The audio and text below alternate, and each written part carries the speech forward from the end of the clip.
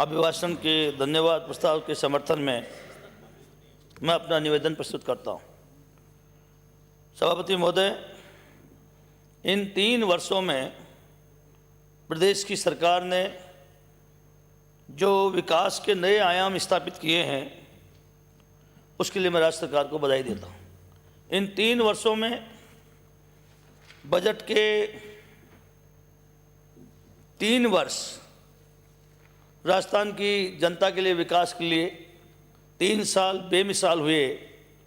आज पूरे विपरीत परिस्थिति होने के बावजूद कोरोना महामारी, केंद्र सरकार का रवैया किसी से छुपा हुआ नहीं है। इसके बावजूद भी जो मुख्यमंत्री जी ने कोरोना में जो मैनेजमेंट किया,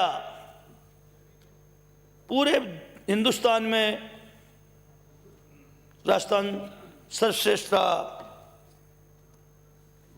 ऐसी स्थिति माननीय सभापति महोदय, एक तरफ सरकार के पास बीमार लोगों को उपचार उपलब्ध कराने की चुनौती थी, दूसरी तरफ लॉकडाउन में कोई भूखा नहीं सोए। माननीय मुख्यमंत्री जी ने जो राजस्थान के आम आवाम को जो मार्मिक अपील करी, पूरे राजस्थान में ऐसे सामाजिक जागृति का सैलाब आया, पक्ष की नहीं विपक्ष के ही नहीं, सामाजिक संस्थाएं भामाशां जो कुछ कर सकते थे, मुख्यमंत्री जी के सपना एक भूखा नहीं सोए। फक्र है राजस्थान के मुख्यमंत्री जी पर, चाहे अपने सरकारी स्तर पर प्रयास करने का मामला हो। 33 लाख ऐसे परिवार जिनका सर्वे कराया, गरीब लोग, प्रत्येक परिवार को 5,500 रुपए उनको सहायता दिए। और मुख्यमंत्री जो अपील थी, अभी माननीय जितेंद्र सिंह जी कह रहे थे, विधायक कोष से 5 करोड़ रुपए मुख्यमंत्री जी ने दिए। और इस कोरोना महामारी में उन्होंने शिथिलता दी, कोई भी माननीय विधायक हॉस्टल के लिए तय कर दिया। इसके अलावा भी जहाँ गरीब क्षेत्र है, उद्योग धंधे नहीं है, केवल मजदूरी पर गरीब आदमी निर्भर रहता है, नरेगा भी बंद हो गई। ऐसी स्थिति में विधायक कोष से भी खाद्य सामग्री के पैकेट दे दिए जा सकते हैं। माननीय सभापति महोदय, मैंने मेरी दूदू विधानसभा में 2 करोड़ रुपए के विधायक कोष से खाद्य सामग्री के पैकेट दिए। और पूरे 3 महीने 4 महीने ऐसे गरीब के घर में इतना बड़ा पीपा नहीं होता आटे का, निकाल के अपने बच्चों को रोटी खिला दें। लेकिन मुख्यमंत्री जी की वो अपील जो उन्होंने, मेरा क्षेत्र गरीब क्षेत्र है, मुख्यमंत्री जी की अपील के लेकर मेरे यहाँ के जो भामाशां छोटे मोटे जो उद्योग धंधे वाले लोग थे, मैंने उनको एक जगह मुठा बुलाकर उनसे प्रार्थना करी। मुख्यमंत्री जी ने संकल्प लिया है, प्रदेश में कोई भूखा नहीं सोना चाहिए। और दूदू विधानसभा तो गरीब क्षेत्र है, यहाँ भूखा सोना एक अभिशाप है। उन छोटे छोटे लोगों ने भी सरकारी खाते में, मेरे विधानसभा के लोगों ने 2.5 करोड़ रुपए जमा कराए। केवल अकेली विधानसभा में 4.5 करोड़ रुपए के खाद्य सामग्री के जो पैकेट, करीब 1,30,000 हमने पैकेट वितरण किए। माननीय सभापति महोदय, हर आदमी में मुख्यमंत्री जी की जो मार्मिक अपील थी, इतना बड़ा उसका असर देखने को मिला। जिला कलेक्टर स्तर पर एक खाद्य सामग्री का पैकेट 460 रुपये में दिया जा रहा था।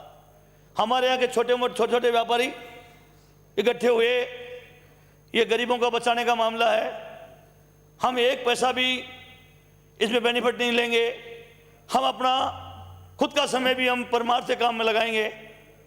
और 288 रुपये में जो जिला कलेक्टर स्तर पर 460 रुपये का पैकेट था, सेम वही पैकेट 288 रुपये में हमारी विधानसभा में दिए। ये मुख्यमंत्री की जो मार्मिक अपील थी उसका परिणाम था। सभापति महोदय, मास 1,31,000 मास मैंने प्रयास करके मैंने वितरण कराए। करीब 3.5 लाख मास मेरे विधानसभा में वितरण हुए। पूरे राजस्थान में एक क्रांति आ गई सभापति महोदय। पूरे राजस्थान में जिस तरह से मुख्यमंत्री जी ने, जिस तरह से लोगों को समझ में आ गया, एतबार हो गया, चाहे प्रदेश के मुख्यमंत्री जी के में भी सहयोग करने का मामला हो, उनके कोविड फंड में भी राजस्थान की जनता, राजस्थान के भामाशाह उमड़ पड़े। मुख्यमंत्री जी ने जो लोग 3-3, 4-4 महीने तक लॉकडाउन लग गया, डेथ हो गई, उनके फूल लोगों के घरों में रखे थे, मंदिरों में रखे थे। मुख्यमंत्री जी ने फैसला किया सरकार की तरफ से उनके अस्थि कलश हरिद्वार में विसर्जन करने के लिए, उसमें रजिस्ट्रेशन करवाए। मेरे यहाँ भी 2 बार में 10 बसें स्थानीय भामाशाह स्तर पर सभापति महोदय हमने हरिद्वार में अस्थि कलश विसर्जन करवाए। अध्यक्ष सभापति महोदय, मुख्यमंत्री जी ने कहा सहयोग करो।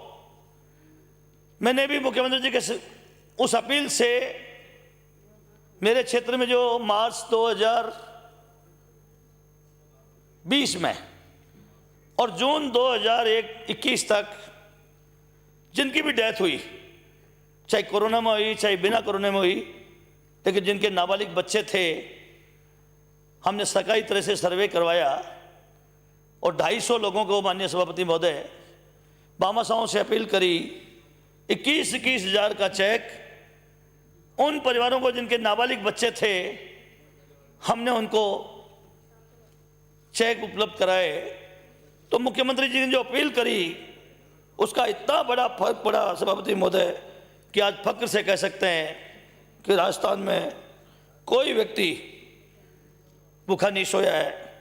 मुख्यमंत्री ने कहा हॉस्पिटल्स भूल गए विधायक लोग, कहा हमें विकास के लिए पैसा देना है। पूरे राजस्थान के लोग विधायक कोष से भी 2-2 करोड़ का उन्होंने मुख्यमंत्री ने प्रावधान किया। 2 करोड़ रुपए आपको चिकित्सा में देना है, आपकी जो चिकित्सा संस्थान है इनको इंफ्रास्ट्रक्चर को सुदृढ़ करना है। मैंने मेरे विधानसभा में 4,26 लाख मेरे विधायक कोष से जो विभिन्न चिकित्सालय हैं सभापति महोदय, उनमें चाहे ऑक्सीजन प्लांट बनाने का मामला हो, एम्बुलेंस उपलब्ध कराने का मामला हो, उपकरण हो, 4,26 लाख रुपए मैंने केवल हेल्थ डिपार्टमेंट को दिए। और मेरे यहाँ सभापति महोदय, मैंने फागी में हमारे माननीय मंत्री जी गए थे, चिकित्सा मंत्री सत्यप्रसाद लाल मीणा जी उद्घाटन करके आए थे फागी का, मौजमाबाद का। विधायक कोष से मैंने ऑक्सीजन जनरेशन प्लांट बनाया। उस समय जो मारामारी हो रही थी, रेमडेसिविर इंजेक्शन, ऑक्सीजन, बेड, 3 जगह सरकार ने भी प्रयास किए, 3 जगह मैंने कोविड के अस्पताल खोले। भामाशाह उसमें भी टूट पड़े। ऑक्सीजन जनरेशन जो उनका करीब 30-40 लोगों ने भामाशाहों ने दिया।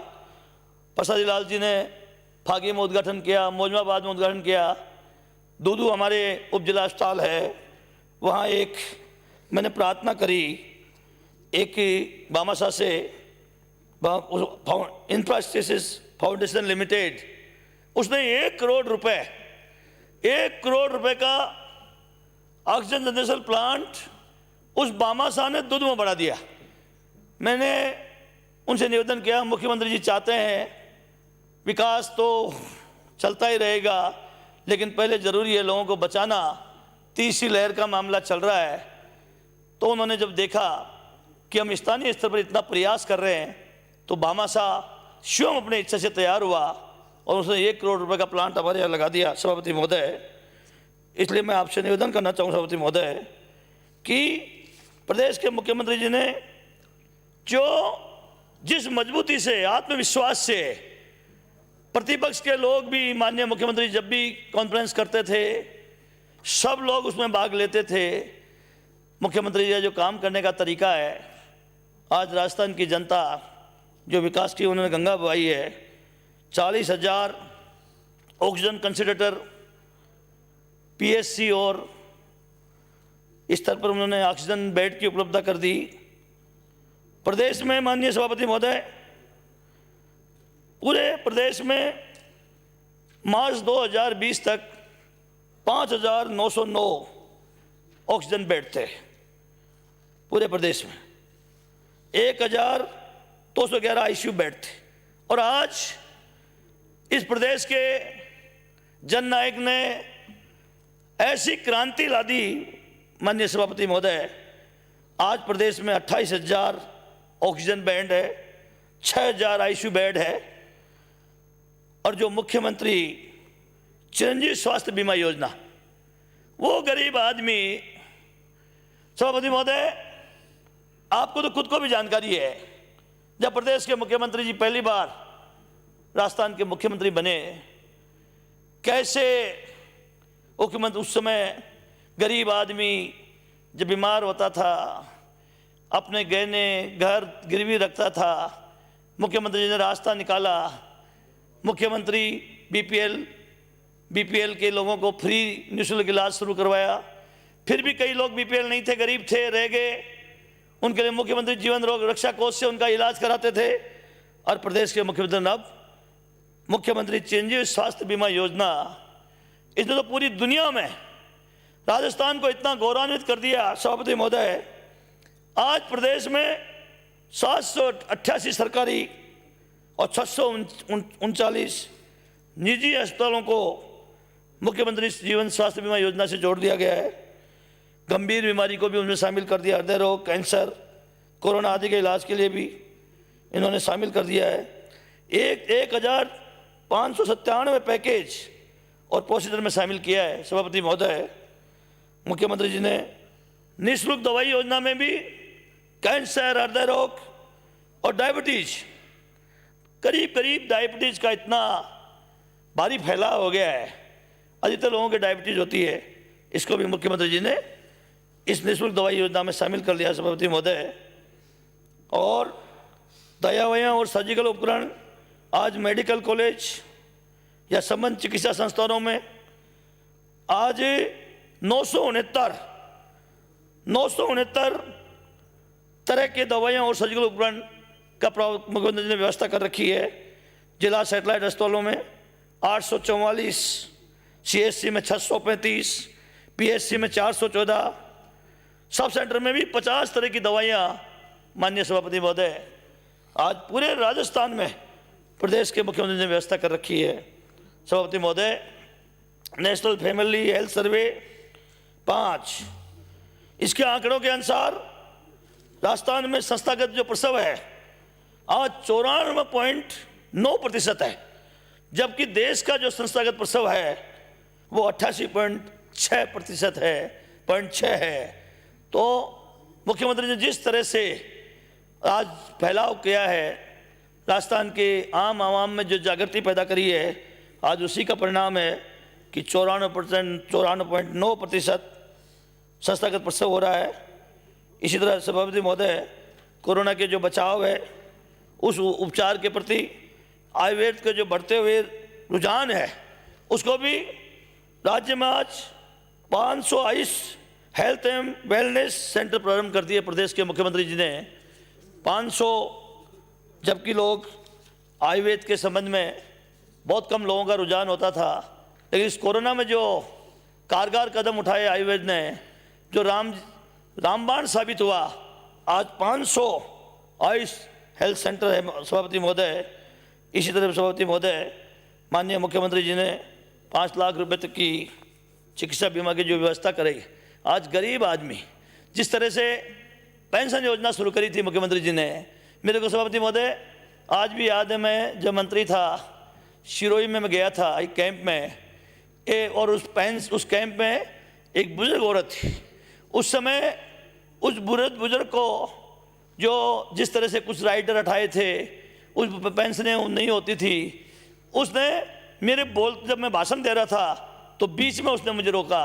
मैंने बोला भाई मंत्री जी मेरे 3 बेटे हैं, अब मैं कह सकती हूँ राजस्थान में कि मेरे 4 बेटे हैं। कि माता जी अचानक एक बेटा कैसे बढ़ गया? बोला एक बेटा मेरा बुढ़ापे का सारा मुझे जो योजना दी है, आज ये पेंशन दिया है, ऐसा लगता है राजस्थान का मुख्यमंत्री अशोक गहलोत वो मेरा चौथा बेटा है।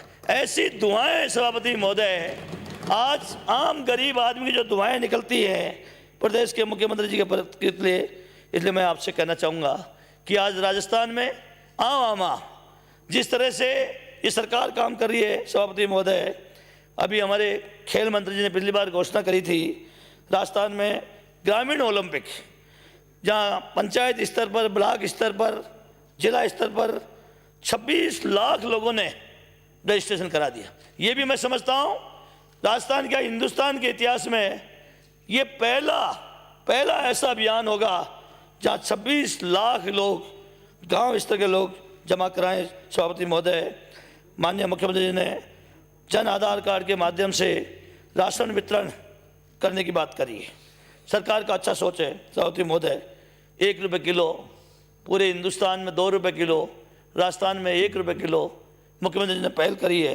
इसमें मैं सभापति महोदय आपके माध्यम से एक इतना सा जरूर निवेदन करना चाहूँगा, जो गरीब आदमी थे, जो खाद्य सुरक्षा से जुड़े हुए थे, वो किसी कारण से आज खाद्य सुरक्षा का जो बंद है, नए नहीं जोड़ सकते हैं, नए लोगों को मौका नहीं मिल रहा है। लेकिन सभापति महोदय कुछ ऐसे गरीब हैं जो बिल्कुल अनाथ हैं और वो जुड़े हुए थे, वो किसी कारण से अगर वो 3 महीने तक उन्होंने खाद्य सुरक्षा में गेहूँ नहीं लिए, उनका अंगूठा नहीं मिला, OTP का मिला, OTP नहीं मिला, तो उन 3 महीने तक नहीं लेने के कारण सभापति महोदय उनका गेहूँ बंद हो गया। मैं मुख्यमंत्री से आग्रह करूँगा, आपने जो अपात्र लोग थे ऐसे लोगों के भी बहुत गेहूँ बंद किए हैं। अगर आपका ये ना आपने बंद करा रखा है केंद्र सरकार ने, लेकिन आपके पास इतने लोगों ने बंद करा दिया, आप नए लोगों को मत जोड़ो, वो भी जोड़ना चाहिए आपको। लेकिन जो गरीब आदमी है, जो बेचारे मजदूरी करता है, झोंपड़ी में रहता है, अगर उसके भी 3 महीने तक गेहूँ नहीं लिया, OTP नहीं मिली, अंगूठा नहीं मिला, उसका गेहूँ बंद हो गया। आज वो वंचित है। सभापति महोदय, मैं सरकार का ध्यान आकर्षित करना चाहता हूँ कि आपका अगर राइडर लगा है, राजस्थान को जो आवंटित है उससे ज़्यादा राजस्थान में खाद्य सुरक्षा के कार्ड हैं, तो उस राइडर में बहुत लाखों लोगों के, हजारों लोगों के आपके बंद हुए हैं। तो मैं ये चाहता हूँ आपसे कि कम से कम जो गरीब आदमी है, जो पहले से मिल रहा है, बरसों से मिल रहा है, जिसका न कोई नौकरी में नहीं है, न कोई इनकम टैक्स देता है, जो बड़े में रहता है, ऐसे गरीबों का चाहे सर्वे कराएं और आपको उनको वापस खाद्य सामग्री से ऐसे लोगों को जो वापस उनकी शुरुआत करनी चाहिए। सभापति महोदय, किसानों के हितों को ध्यान में रखते हुए सरकार अलग से कृषि बजट प्रस्तुत कर रही है। बहुत ही ये सरकार धन्यवाद की पात्र है सभापति महोदय। वैसे भी सरकार ने जब राजस्थान में अशोक गहलोत जी मुख्यमंत्री बने, हमेशा उनके काम करने का जो तरीका, गरीब आम आदमी, किसान, उसको केंद्र बिंदु मानकर फैसले करते हैं। हमारी सरकार में सहकारी बैंकों में 8,161 करोड़ के कृषि ऋण साफ माफ किए हैं। गत सरकार के समय 6,000 करोड़ रुपए के भुगतान, इन्होंने पिछली सरकार का जो बकाया था उसके भुगतान किया है। 14,000 करोड़ रुपए किसानों के ऋण माफ किए हैं सभापति महोदय।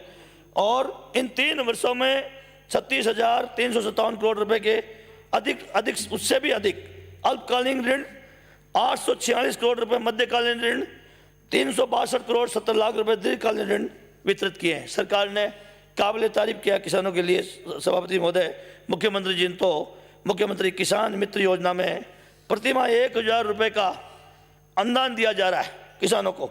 बहुत से लोग ऐसे हैं सभापति महोदय, लघु किसान, सीमांत किसान, जिनके 1000 रुपये बिल आता है, आज उनके 1 पैसा भी बिल नहीं आता है, जीरो बिल आता है।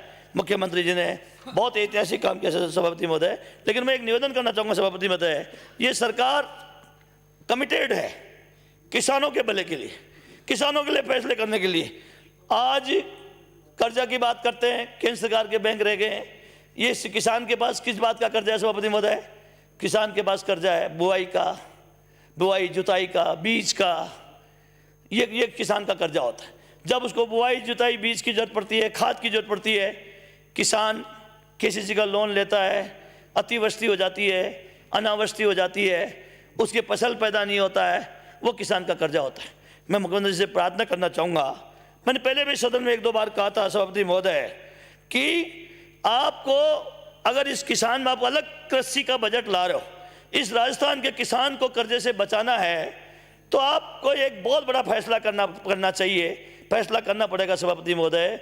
केवल सुविधा देने से काम नहीं चलेगा, उनको आपको चाहिए सभापति महोदय कि जो चाहे हमारा लघु किसान हो, सीमांत किसान, इनकी जो बुआई जुताई बीज में जो खर्चा लगता है, अगर सरकार इनकी गिरदावरी, बुआई और कटाई की आधा गिरदावरी करा ली जाए और गिरदावरी के अनुसार पर बीघा, पर हेक्टर, पर बीघा का अगर किसान को अनुदान देती है, तो किसान पूरे अपने बच्चों को जीवन भर आप किसी तरह के ऋण से मुक्त हो सकता है। जब उसका जितना सा अनुदान मिल जाए, अगर अतिवृष्टि अनावृष्टि हो गई, किसान के पैदा नहीं हुआ और पैदा नहीं होने पर भी अगर उसका कर्जा नहीं हुआ और उसको अनुदान से चुका देगा, तो किसान को किसी के हाथ फैलाने की जरूरत नहीं है। हमारे राजस्थान और हिंदुस्तान का किसान आप जानते हो, आप बेचारा सर्दी गर्मी बरसात में, मैं चाहूँगा सरकार को इस पर भी विचार करना चाहिए सभापति महोदय। मैं आपसे यही प्रार्थना करता हूँ सभापति महोदय। आपने कहा कृषि विद्युत कनेक्शन बिजली दर नहीं बढ़ाएंगे, आपने नहीं बढ़ाया। शायद हिंदुस्तान के इतिहास में ये पहली सरकार जो 5 साल पता ही नहीं पड़ता सभापति महोदय, छोटी मोटी सब्जी भी लेते हैं, आज जब रात को सोते हैं सुबह उठते हैं तो उसका भाव बदल जाता है। ये तो बिजली है। 5 साल तक मुख्यमंत्री जी का ये कहना कि हम किसान का बिजली की दर नहीं बढ़ाएंगे, जो दुस्साहस, एक तरह से दुस्साहस ही कह सकता हूँ सभापति महोदय। लोग कल्पना नहीं कर रहे थे, लोग विश्वास नहीं कर रहे थे। वैसे तो ये कह रहे थे राजस्थान का मुख्यमंत्री जो भी कोई फैसला करता है उसमें कामयाब होता है, क्योंकि उनका जो फैसले का तरीका है, गरीब है, आम आदमी है, उसकी दुआएं इनके साथ रहती हैं, तो उन दुआओं की वजह से कामयाब रहते हैं। लेकिन फिर भी आज 3 साल हमारी सरकार को गुजर गई, हमारे कृषि कनेक्शनों में 1 पैसा बिजली का नहीं बढ़ाया सभापति महोदय। मैं इस बात के लिए धन्यवाद देता हूँ सभापति महोदय। मुख्यमंत्री दूध उत्पादन संबल योजना, मुझे याद है सभापति महोदय, जब मैं डेयरी मंत्री था उस जमाने में मैंने मुख्यमंत्री से प्रार्थना करी थी, क्योंकि आज राजस्थान के जो किसान है अधिकतर, इनका जीवन का निर्भर कई बार अपने ब्याह शादियों में भात भरना, छोटी मोटी और पढ़ाई लिखाई में काम करना, ये दूध इतना बड़ा रामबाण साबित हो रहा है। इसको दूध को बेच देते हैं, उससे पैसा आ जाता है, अपने घर गृहस्थी के काम हो जाते हैं। मुख्यमंत्री जी ने उस समय 2 रुपये किलो, 2 रुपये लीटर के अनुदान दिया था, और राजस्थान के मुख्यमंत्री जी ने साबित कर दिया कि राजस्थान में किसानों का अगर कोई भला कर सकता है तो कांग्रेस सरकार, अशोक गहलोत की सरकार कर सकती है। जैसे ही सरकार बदली सभापति महोदय, जैसे ही भारतीय जनता पार्टी की सरकार आई, भारतीय जनता पार्टी की सरकार आई, पहला फैसला किया उस सरकार ने कि जो 2 रुपये हम किसान को दूध पर अनुदान दे रहे थे उसको बंद कर देते हैं। पूरे 5 साल उन्होंने 1 पैसा अनुदान किसान को नहीं दिया। मैं आपके माध्यम से, मुख्यमंत्री जी बजट भी पेश करने वाले हैं, मैं उनसे प्रार्थना करूंगा, क्योंकि ये एक इतनी बड़ी ताकत है। अगर आज राजस्थान का आम गांव में रहने वाला आदमी इस पर निर्भर करता है, खेती का भरोसा नहीं है सभापति महोदय, खेती घाटे का सौदा हो गया सभापति महोदय। कभी अनावृष्टि, कभी अतिवृष्टि, तरह तरह के उनमें 50 तरह के खर्चे। लेकिन मैं आपसे प्रार्थना करूंगा, इस बार बजट में मुख्यमंत्री जी को चाहिए 2 रुपये के स्थान पर 3 रुपये कम से कम या 4 रुपये उस किसान को अनुदान देना चाहिए। जब हमारा पशुपालन मजबूत है तो ये समझ लीजिए राजस्थान बहुत मजबूत है और मजबूत बनेगा सभापति महोदय। इसलिए मैं आपसे प्रार्थना करूंगा कि इसमें भी हमें ध्यान रखना चाहिए। और 80% लोग आज दूध पर निर्भर कर रहे हैं, और इसलिए सभापति महोदय मैं आपसे कहूँगा कि इसमें सुधार करना चाहिए। एक निवेदन और करना चाहूँगा सभापति महोदय, हालांकि हमारी सरकार, हमारे जो सरकार के सहकारी डेयरी हैं, डेयरी संघों पर पशु आहार में अनुदान देती है, लेकिन ये अनुदान है, ये एक तरह से आटे में नमक के बराबर है, ये अनुदान कम है। जब सरकार अलग से कृषि बजट ला रही है तो सरकार के यहाँ मंत्री लोग भी बैठे हैं, इस अनुदान को भी मुख्यमंत्री जी को बजाना चाहिए, बजट में इस पर घोषणा करनी चाहिए। निश्चित रूप से मैं कहना चाहूँगा, एक जो वो दौर था जब मुख्यमंत्री जी ने निःशुल्क दवाई योजना, दवाई फ्री, जांच फ्री, उस जमाने में पशुधन निःशुल्क, उन्होंने उस समय पशुओं के लिए भी दवाई फ्री। मुझे आज भी इस बात की खुशी है सभापति महोदय कि पशुधन निःशुल्क आरोग्य योजना में 120 तरह के टीके और दवाइयाँ फ्री सरकार की तरफ से दी जा रही है, इसलिए मुख्यमंत्री जी का धन्यवाद करना चाहूँगा। सभापति महोदय, जब प्रतिपक्ष के लोग जब वोट लेने आते हैं, वोट की बात करते हैं तो गाय की बात करते हैं, जब ये सरकार में आते हैं एक पैसा ये गाय गऊ के लिए एक पैसा कभी नहीं बढ़ाते हैं। मैं मुख्यमंत्री जी को धन्यवाद देना चाहूँगा। गौशालाओं में जो संधारित गोवंश की सहायता के लिए मुख्यमंत्री जी ने जब सरकार में आए हर बार उन्होंने पैसा बढ़ाया है। अभी भी बड़े जो गोवंश है आज उनको 40 रुपये प्रतिदिन अनुदान दे रहे हैं, छोटे गोवंश को 20 रुपये प्रतिदिन दे रहे हैं, और जो पंजीकृत गौशालाएँ हैं उन जो घरेलू दर की जो ऊर्जा है, उनके जो बिजली का बिल है, माननीय सभापति महोदय 50% बिल आज उसका सरकार दे रही है।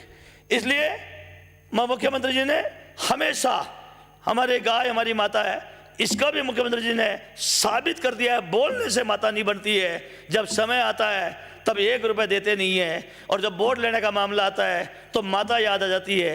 इसलिए सभापति महोदय, प्रशासन के गाँवों के संग अभियान क्या शानदार, 10 लाख से भी ज़्यादा पट्टे, मेरे 60 ग्राम पंचायत है, मैं 60 की 60 ग्राम पंचायतों में सभापति महोदय इस शिविर में गया, चौथी बार में विधायक मैंने देखा जिस तरह से प्रशासन ने जो कमिटमेंट से इस बार प्रशासन गांवों के संग अभियान चलाया, जो बरसों से 50-50, 60-60, 70-70 साल से जो लोग सवाई चक में रह रहे थे, उनकी ज़मीनें भी इस प्रशासन गांवों के संग में आबादी करने का प्रावधान रखा।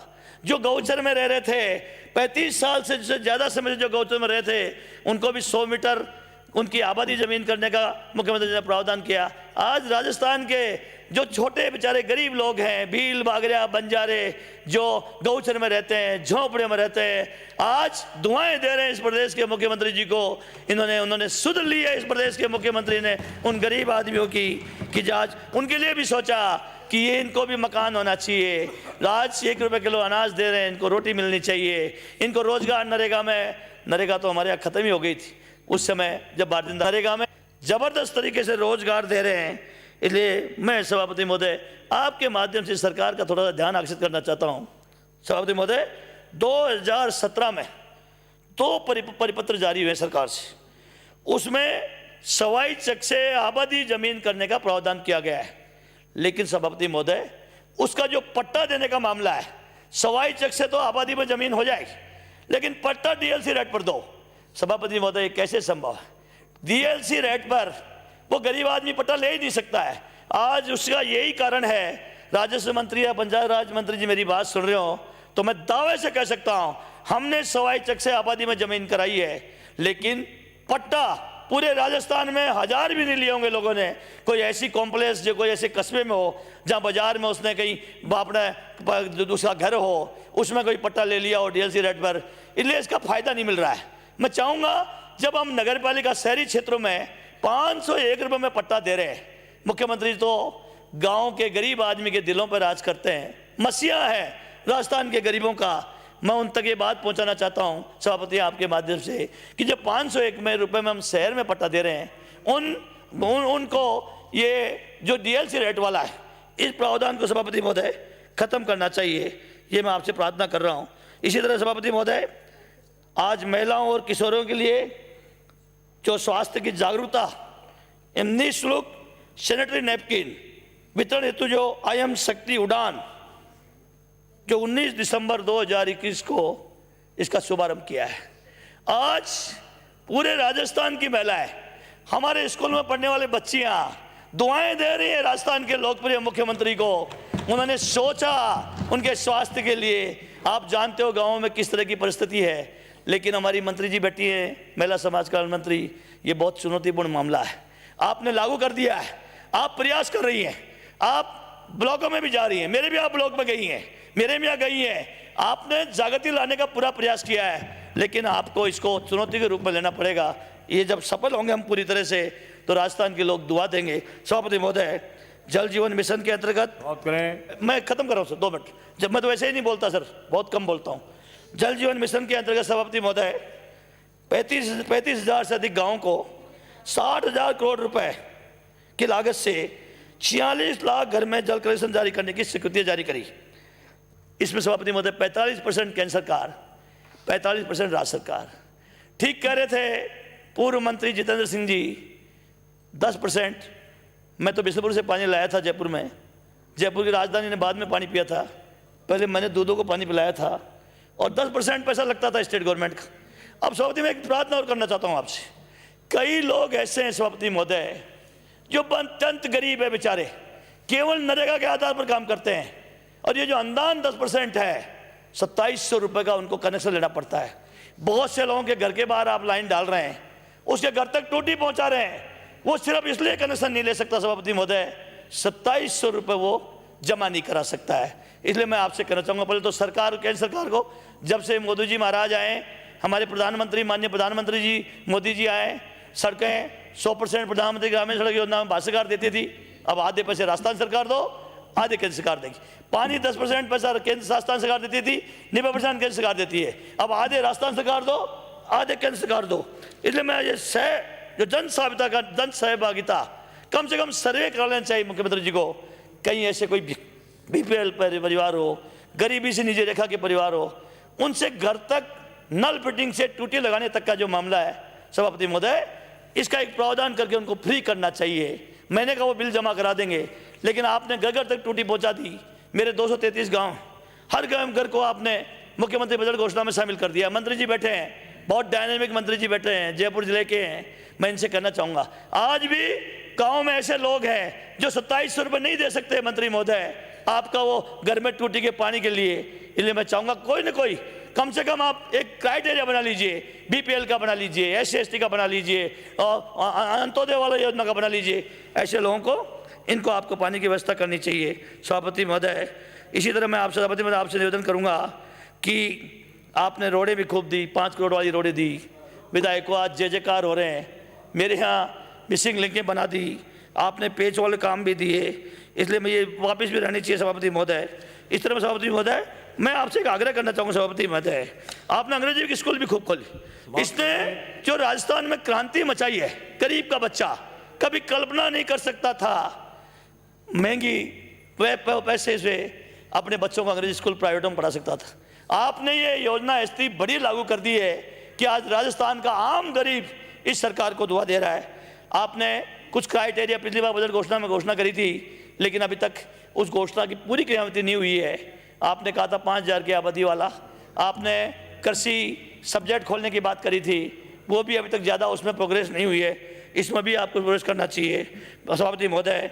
आप प्रदेश में औद्योगिक नीति लेकर आए, आपने, अब लास्ट खत्म कर रहा हूँ, आप प्रदेश में औद्योगिक नीति लेकर आए सभापति महोदय, इसमें खूब आपने उद्योग खोले। इसमें एक छोटी सी बात करना चाहूँगा सभापति महोदय, आपने RICO के बहुत से क्षेत्र घोषित किए पूरे प्रदेश में, आपने शुरू भी किया है। इसमें एक बात मेरे समझ नहीं बैठी सभापति महोदय, हमेशा जब से RICO के प्लाट आवंटन होते थे SC/ST का आरक्षण होता था। अचानक कुछ समय पहले अचानक ऐसा बदलाव कर दिया, SC/ST के लिए आज भी आवंटन है, लेकिन सभापति महोदय उसमें सामान्य महिला को जोड़ दिया। सामान्य महिला को जोड़ने का मतलब है SC/ST का आरक्षण खत्म होना। इसलिए मैं चाहता हूं, गरीबों में बहुत बढ़िया इस बात पे आक्रोश हो रहा है सभापति महोदय। मुख्यमंत्री जी संवेदनशील नेता है राजस्थान के, वो आम आदमी की सुनते हैं, गरीबों को हमेशा आगे बढ़ाते हैं। मैं उद्योग मंत्री जी का भी ध्यान आकर्षित करना चाहूँगा, जो आपने SC/ST के आरक्षण में जो महिला का प्रयोजन किया है, महिला का करना है तो उसमें SC की महिला का करो, ST का महिला करो। आपने उसने महिला दे दिया, सामान्य महिलाएं SC ST के आदमियों किसी को मिलती ही नहीं है सभापति महोदय, रिको का प्लाट नहीं मिलेगा। इसलिए मैं आपसे कहना चाहूँगा, अशोक गहलोत की सरकार SC ST के साथ अन्याय नहीं कर सकती, ये मैं भी जानता हूँ, सभापति महोदय पूरा राजस्थान जानता है। ये कहीं न कहीं भूल हुआ है, इसको तत्काल हटाना चाहिए सभापति महोदय। और आप उस SC ST के लोग जो आपकी नीति चल रही थी, आज गरीब घर के लोग भी छोटे छोटे उद्योग रिको के प्लाट ले लेके अपनी उद्योग लगा रहे हैं, कुटीर उद्योग लगा रहे हैं, आज वो तरक्की कर रहे हैं। मैं सभापति महोदय, आपने मुझे बोलने का मौका दिया, 2 बार आपने मुझे कम करने का भी कहा। मैं आपकी भावना का ध्यान रखते हुए, आप तो जानते हो मैं तो कभी बोलता ही नहीं, बहुत कम बोलता हूँ। आपको मैं साधुवाद देता हूँ और प्रदेश के मुख्यमंत्री जी का आभार करता हूँ। और मुख्यमंत्री से कहना चाहूँगा, मुख्यमंत्री जी जो आपने काम करने का तरीका अपना रखा है, जो सोच अपना रखा है, पूरी राजस्थान की आवाम की दुआएं आपके साथ हैं। आपकी लंबी उम्र हो, आप राजस्थान में जीवन भर मुख्यमंत्री बनते रहो, इस राजस्थान का राज करते रहो, नेतृत्व करते रहो, राजस्थान को और आगे बढ़ाओ, यही मैं प्रार्थना करता हूँ। धन्यवाद। जय हिंद। राम राम साहब।